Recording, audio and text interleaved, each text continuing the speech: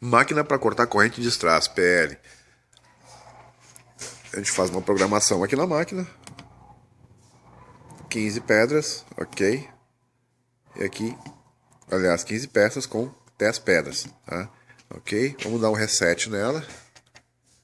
E ligamos o corte.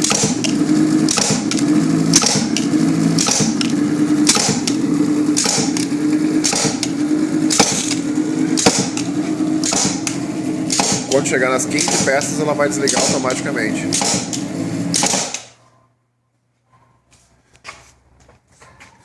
Esse é o equipamento.